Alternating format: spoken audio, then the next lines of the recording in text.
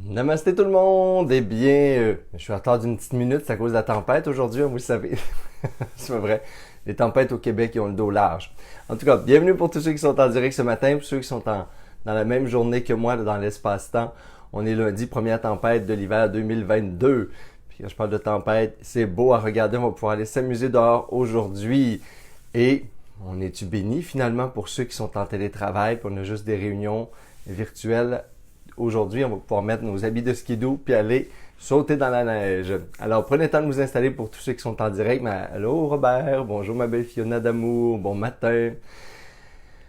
Et voilà, on est à notre dernière semaine, à nos derniers quelques jours de méditation.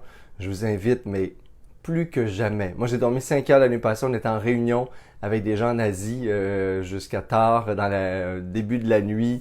Après ça, on a eu plein de trucs administratifs à régler. Fait j'ai dormi quelques heures. Des fois, je travaille sur d'autres fuseaux horaires, fait que c'est difficile. J'ai l'impression d'être en décalage. Et je suis là ce matin. Parfois avec une voix. Vous voyez, quand j'ai peu dormi ou quand j'ai travaillé de nuit, c'est parce que j'ai une voix plus enrouée le matin.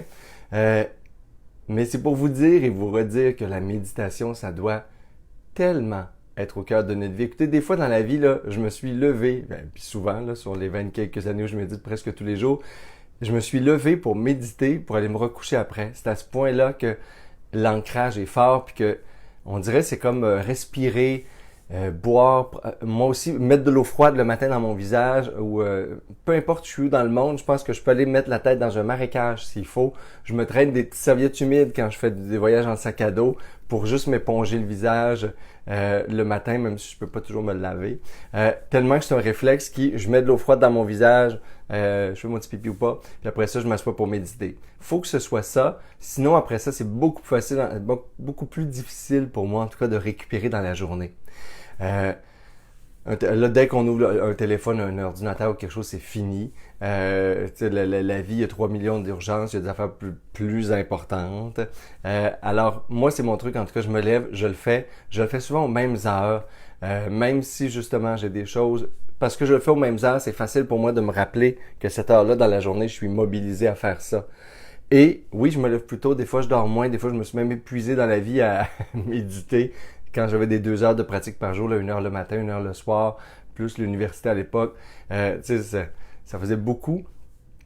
Mais j'aime mieux avoir été plus intense et méditer trop que méditer pas assez, finalement. Parce que j'apprends à doser par la suite, ou j'apprends à être plus souple dans mon horaire, mais je suis quelqu'un qui a une discipline / des fois, j'ai eu une rigidité joyeuse. Et là, c'est plus souple, mais quand même, j'aime cet effort-là de discipline, de dire, OK, tout le reste, là, comme une tempête hivernale, comme aujourd'hui, là, tout le reste peut être de l'adversité dans ma pratique spirituelle. Ben moi, j'ai décidé qu'avec l'adversité, j'allais m'asseoir puis j'allais rester là. Et un peu comme une tempête intérieure, parfois ça arrive, on a des tempêtes intérieures, émotionnelles, mentales. Autour de nous, la vie va vite, il y a des choses qui se passent, ça nous heurte ou ça crée des petits tourbillons de pensées négatives, stress, peur, anticipation. Faut apprendre à s'asseoir dans ça en quelques étapes pour ce que j'appelle être au cœur du cyclone, au cœur de la tempête, dans l'œil du cyclone. L'œil du cyclone, c'est beau comme symbole parce que ça nous rappelle l'œil, hein, la posture d'observateur et de témoin intérieur, qui est cette posture immobile à travers la tempête, immobile à travers le tourment. Je sais pas c'est qui envoie plein de cœur. J'ai comme un envolé de cœur ce matin sur mon côté d'écran. Je sais pas si vous la voyez, mais en tout cas, c'est très joli. Merci beaucoup. Et cette attitude-là se fait souvent en quelques étapes. Parce que des fois, on essaie quand on commence la pratique, ou même quand on fait des pratiques depuis très longtemps, on peut pas sauter d'étapes. C'est un peu comme le réchauffement dans l'entraînement physique. Peu importe le niveau d'athlétisme que vous allez être, hein, si on se prépare pour Paris 2022, tout le monde, 24, 22 c'est cette année, on n'est pas prêt, on a encore 2 ans avant les prochains Olympiques. Alors, faut quand même se réchauffer. Et la méditation, des fois on saute des étapes. C'est sur ça que je veux revenir ce matin pour faire attention que même si moi, dans mes courtes méditations guidées, je mets des fois quelques minutes, là, puis dans les méditations du samedi, avec moi là, en direct sur ma page Facebook, presque tous les samedis de l'année, il y a des méditations gratuites. Des fois, c'est 2 minutes là, de placement de l'esprit, déposé, motivation. Mais ce matin, je voulais vous rappeler les étapes préliminaires.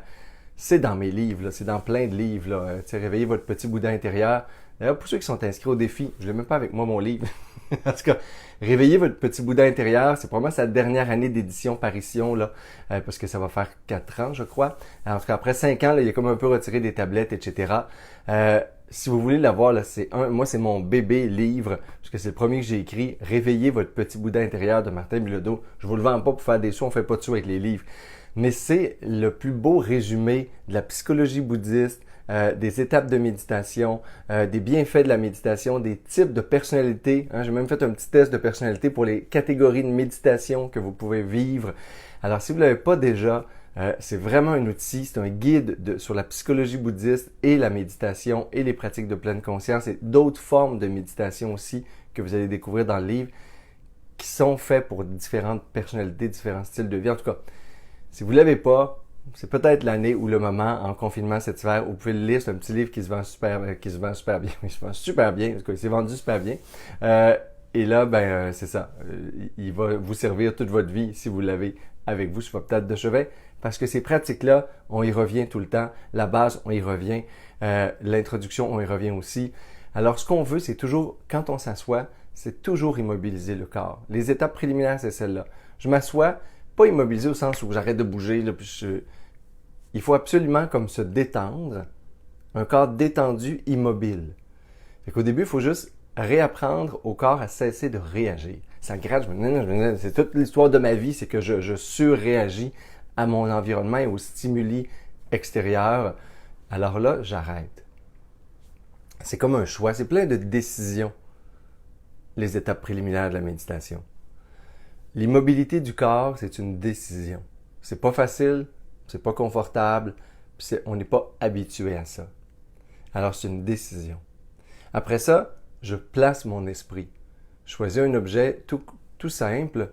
Si j'ai des émotions ou des tensions ou une nervosité intérieure, je peux faire des respirations libératrices. J'aurais pu faire un yoga avant, j'aurais pu faire de l'exercice physique. Sinon, je fais juste quelques respirations libératrices, ce qui veut dire que, vous savez, on les fait souvent, on inspire profondément. On va amener l'oxygène aussi dans le cerveau pour pas s'endormir, pour prévenir la somnolence. Puis là, on peut garder l'air quelques instants, puis après ça, expirer, comme si on soufflait d'une petite paille. Si on a vraiment de l'agressivité, des émotions refoulées intenses, on peut faire des respirations canon, où on explose, on fait des bruits, n'importe quoi qui fait sortir le trop-plein intérieur. Fait que, essayez pas déjà d'être une statue de marbre blanc, là, Bouddha, lumineux, éveillé, au début de la pratique. Au début de la pratique, là, on purifie, on se motive, on immobilise. À la fin de la pratique, on va l'air d'un petit Bouddha illuminé là, de marbre blanc.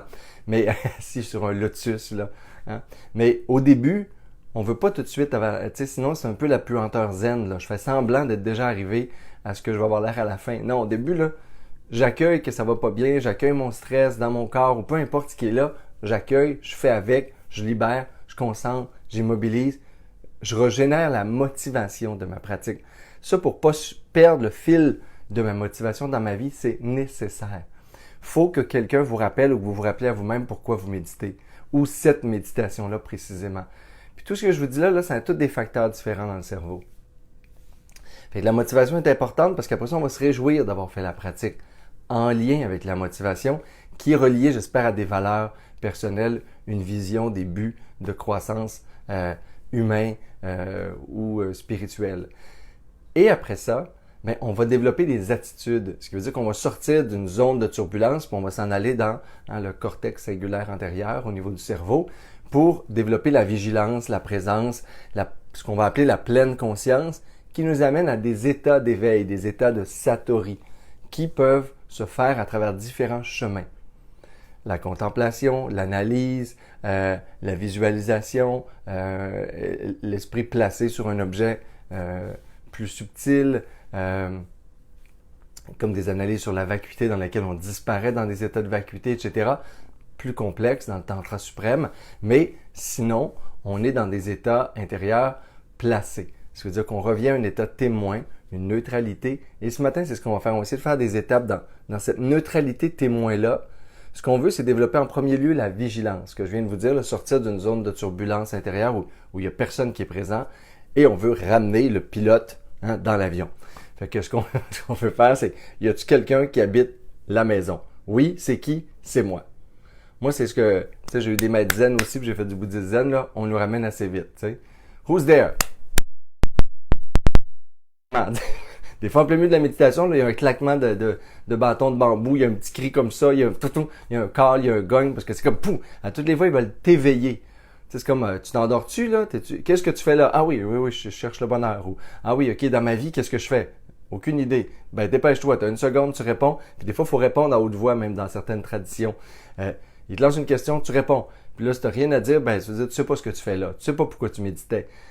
Fait que ça, la vigilance, elle est nécessaire. Tu sais, pas l'endormissement, pas la somnolence. Qu'est-ce que je fais là, je le sais. Qu'est-ce que je fais en ce moment? Ah oui, les narines. Ah oui, je reviens ici maintenant. J'ai une posture de témoin. La vigilance. Qui est là? Moi. OK, je fais le choix d'être en vigilance. Et après ça, je rentre dans l'attitude témoin. De la vigilance qui est des fois troublée, qui est des fois mélangée avec des tensions du mouvement intérieur. Je suis encore des fois dans le tourbillon. Mais là, j'apprends à devenir plus neutre. Peu importe les objets que rencontre ma vigilance, qui m'amène de l'attention, ben, je génère cette espèce de... Je défais l'habitude de réagir ou de saisir des pensées, des émotions, de m'identifier aux sensations et ainsi de suite. Fait que toutes les fois, l'habitude, c'est comme, oups, je prends une pensée puis je m'y accroche, ben là, oups, je la lâche. Ça demande un effort, ça demande une conscience. Faut que je sache à quoi je suis en train de penser, sur quelle émotion je suis, dans quel scénario mental je suis. Et là, oups, je le vois, je m'y accroche, je le lâche. C'est tout. Je le vois, j'accroche. Des fois, j'accroche. Oh, là, j'accroche, puis je tripe dedans, puis au secours, je suis une victime. Ah, aujourd'hui, il se fait ça. Tu sais, notre petit ego, là, il aime ça, les drames, puis les histoires, puis la complexité. Fait que l'âme, elle vit de simplicité puis de silence. Fait qu'on s'en va plus dans la pleine conscience pour aller jusqu'à l'état de claire conscience. C'est-à-dire là où il n'y a même plus d'effort de maintien de la conscience sur un objet, l'objet va nous amener à un niveau de concentration, de dissociation de toutes les habitudes mentales et les perturbations, qui va clarifier le ciel de l'esprit pour par la suite nous permettre à la conscience maître, hein, la conscience racine, de disparaître dans sa nature, qui est clarté infinie sans forme, silencieuse. C'est tout. Adadam, on est arrivé. Voici un petit moment d'éveil spirituel qui va arriver juste là. Et les moments d'éveil spirituel, encore une fois, quand on arrive dans ces états, donc, qui peut paraître utopiques, mais qui nous sont tous arrivés et qui vont arriver toujours, mais ces états-là sont aussi impermanents. Parce que tant que j'ai pas disparu dans le complet nirvana, ben je reviens. Je reviens à la maison, je reviens au corps, je reviens à l'esprit, je reviens à ce qui est là, et c'est bien correct comme ça. Alors ce matin, pour réapprendre à des séquences supplémentaires, puis on veut s'entraîner davantage, puis être plus fort dans ces aspects-là de la pratique préliminaire, mais je vous le dis, il y a des gens qui font du vipassana une pratique principale ou de certaines pratiques préliminaires du bouddhisme tibétain une pratique principale. Fait qu'encore là, différents gourous ont créé des lignées sur différentes pratiques dans la vie. Il y a des lignées de yoga qu'on fait juste des exercices physiques. Il n'y a plus de méditation, il n'y a pas de travail sur l'esprit. On pourrait penser, en Orient, on voit ça comme de la perversion du yoga. Mais ici, sans jugement, il y a des gens qui ont pris des sections. Mais j'ai l'impression, des fois, que dans leur tête à eux, ils voyaient ça dans un ensemble. Mais nous, on a pris ça comme un absolu. C'est peut-être ça aussi le problème, des fois. Fait que là, on réapprend les bases, puisque dans les bases, il y a des joyaux, effectivement, de réalisation intérieure et de mécanismes sur l'esprit qu'il faut réapprendre à transférer dans la vie de tous les jours. La distance, la présence, la vigilance, la pleine conscience, l'état de non-association avec les événements, ce que les gens disent, ce que les gens pensent, cette espèce de plénitude, béatitude intérieure qui serait au-delà du tourbillon, au cœur du cyclone. Mais ça, effectivement, vous voyez que là-dedans, il y a de nombreux bienfaits à vivre et à revivre. Alors, c'est notre pratique de ce matin. Et moi, les journées de tempête, je ne sais pas pourquoi j'aime ça. J'ai dormi comme 3-4 heures, puis je pensais pas avoir d'énergie, puis j'ai juste besoin de mettre la tête dans la tempête un peu, là, puis vous, est-ce que ça vous fait ça, vous?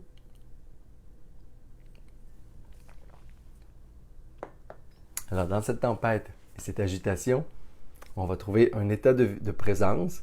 Alors, on va toujours se servir du souffle pour revenir à ici, maintenant. Ce qu'on veut, c'est présence. Qui est là? Y a-t-il quelqu'un? Oui, ok, je suis là. Après ça, témoin. Le témoin qui observe. Et là, on va uniquement observer les pensées. Vous allez voir, c'est abstrait, là, les pensées. C'est plus dur comme objet. C'est pour ça, des fois, je mets ces pratiques-là qui sont plus soutenues à à la mi-temps ou dans les fins des défis. Ce type de pratique-là. Donc, après ça, on veut une neutralité qui regarde avec vigilance, attention, je suis là, qu'est-ce qui se passe dans l'esprit, il se passe ça. Et là, on défait les habitudes de saisie. On saisit une pensée, on s'en va dans le scénario, on revit le truc, l'émotion est... Et là, on s'aperçoit que moins on s'attache, on s'identifie, on saisit, on s'alourdit sur une pensée, moins toutes les réactions neurologiques qui créent des émotions, des changements d'humeur, changements d'énergie, vont pas avoir lieu. Lorsque je suis dans l'attitude du témoin, c'est comme si effectivement, les pensées passent et elles meurent d'elles-mêmes, elles se transforment d'elles-mêmes. Elles n'ont pas comme l'empreinte à l'intérieur de moi de générer une émotion. Elles ont pas. C'est comme si je leur enlevais tout leur pouvoir. Je les manifestais pas. Ça devient juste comme un petit vent, une petite vision, qui n'a pas d'impact sur l'esprit. Alors, c'est comme un flot. Des fois, c'est comme une rivière. Au lieu de vous perdre dans la rivière, asseyez-vous sur la rive. Regardez la rivière. Vous n'êtes pas mouillé, vous n'êtes pas en train de vous noyer, vous n'êtes pas dans l'agitation, vous n'êtes pas dans le courant. Vous êtes le témoin qui observe la rivière, le flot des pensées, le flot du tourbillon intérieur. Et vous êtes au centre. Vous devenez l'œil du cyclone. Et à partir de là, on va essayer aussi par la suite. On est quand même rendu à 2 semaines et quelques du défi. On va essayer de rencontrer l'état silencieux et calme du témoin. Alors, un coup, j'ai bien observé mes pensées, je regarde et pour un court instant, des fois une fraction de seconde, je me rends compte que peu importe le type et le niveau d'agitation intérieure que j'ai, ce que je suis, c'est celui qui observe. Ma qualité, c'est le témoin. Le témoin conscience, lumière, présence. C'est ça que je suis. Et ça, ce que je suis, c'est silence. Parce que c'est de cet espace de silence que j'observe le bruit mental, les pensées, les scénarios, les émotions, etc. Fait que ce que je suis, c'est toujours le silence. On ne pourrait pas penser ça, des fois. Alors, je vous invite à prendre votre posture de méditation.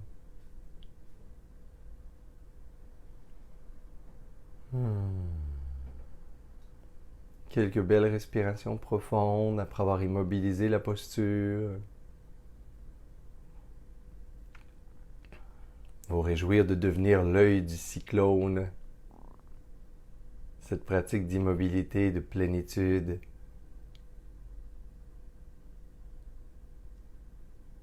Dans la puissance du silence intérieur.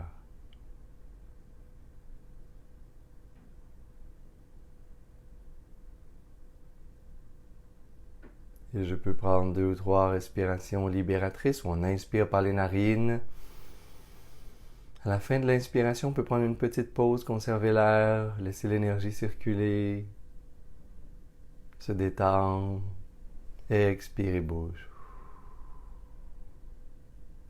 Inspirez, expirez. Une dernière à votre rythme.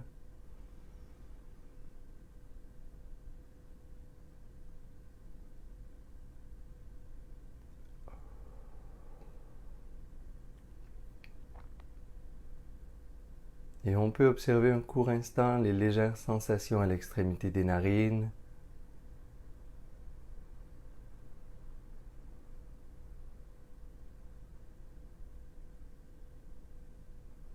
Comme si tout le reste n'avait aucune importance. Comme si le souffle et les sensations étaient en ce moment la seule chose au monde.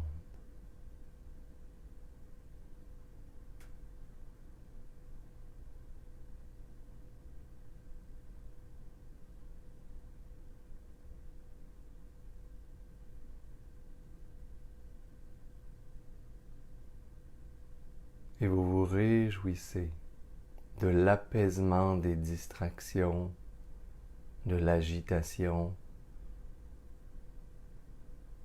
qui amène constamment son flot de perturbations intérieures de petites ou grandes souffrances émotives qui me maintiennent dans un état de tension, de stress.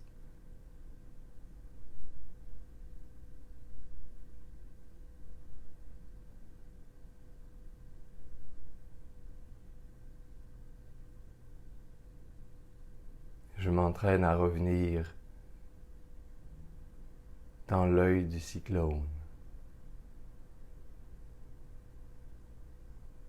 Et j'imagine que je suis assis au centre d'une tempête peut-être,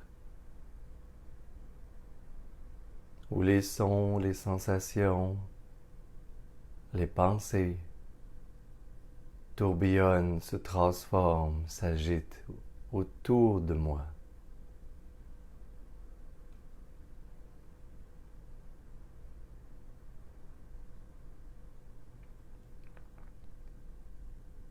Et je choisis d'être en pleine présence.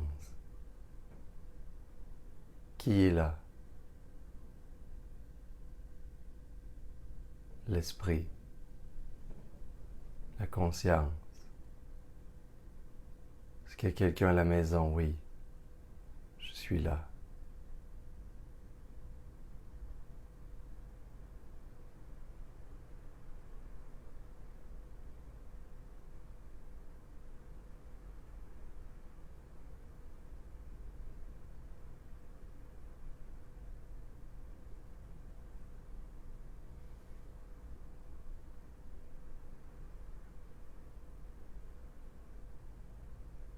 Et de cette posture, j'observe uniquement les pensées qui traversent l'esprit, en cessant de m'identifier aux pensées ou de les suivre. Je reste dans cette force intérieure, une force calme et silencieuse, de présence. Et j'étiquette, j'observe qu'il y a des pensées.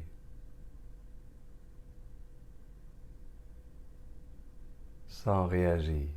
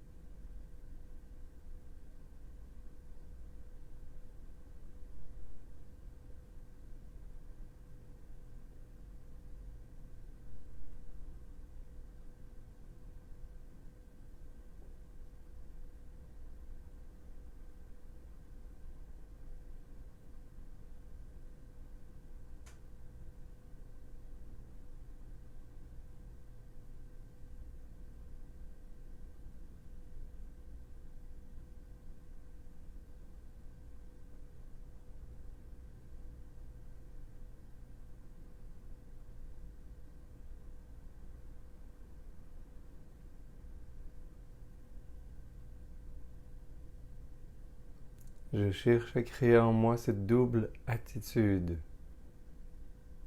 de la parfaite détente, de la parfaite vigilance.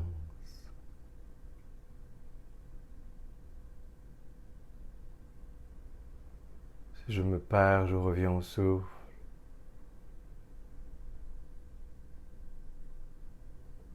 Je reviens ici maintenant, j'inspire, j'expire.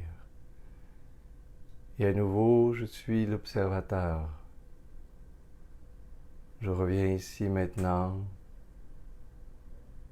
en présence, en vigilance. Et mon attitude est celle du témoin, l'observateur, silencieux, calme.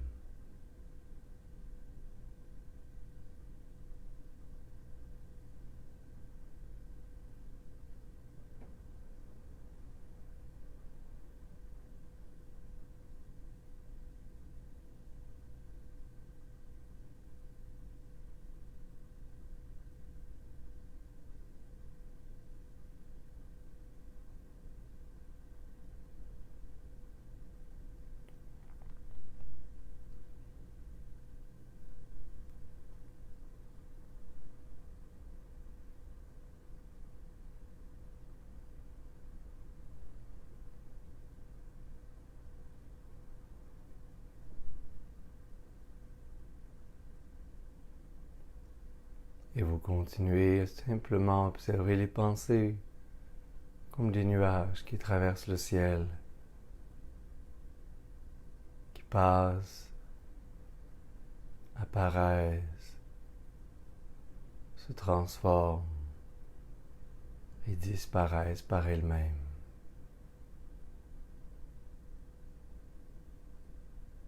Je les laisse être, je les laisse exister, sans les saisir, sans m'identifier, sans même leur accorder d'importance.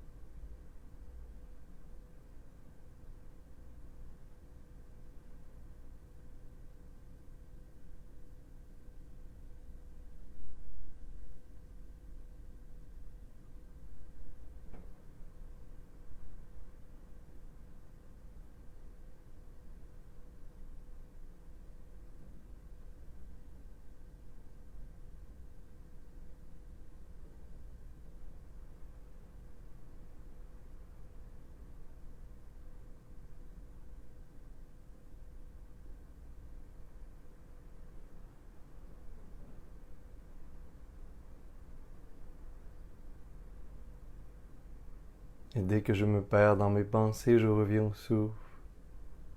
J'inspire, je suis où je suis ici. J'expire maintenant.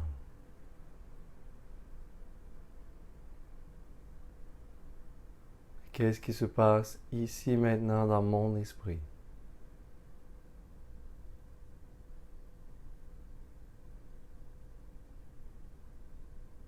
Si je veux, je peux aussi rencontrer la nature de la conscience qui observe les pensées.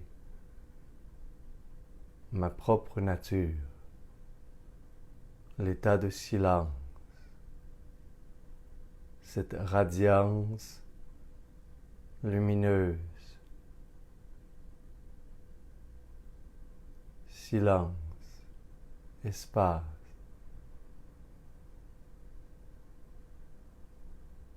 À partir duquel j'observe les pensées.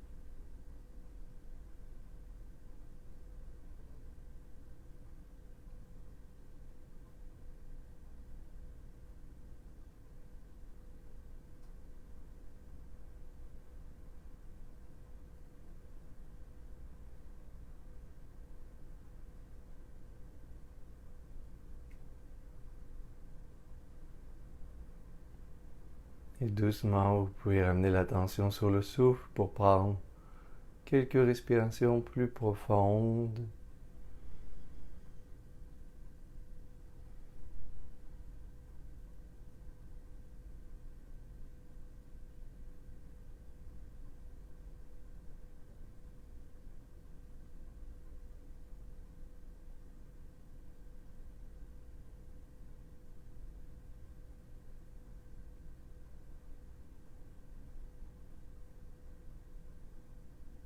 Amenez les mains en namasté. Vous pouvez les frotter légèrement ensemble. Vous réjouir de votre pratique. Amenez cette belle chaleur au cœur. Inspirez par les narines pour expirer bouche.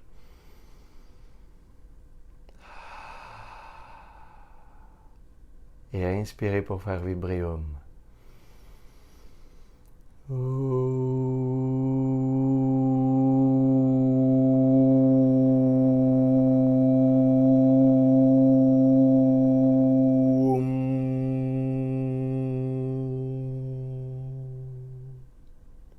Namaste.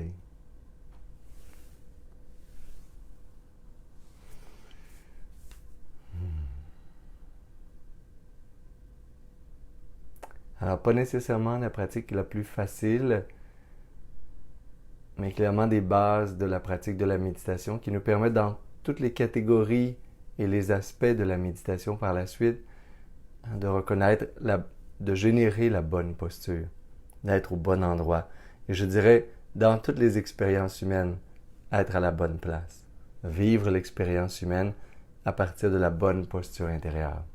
Alors voilà, c'est aussi un but de la méditation. Voilà. Merci infiniment d'être là et à demain.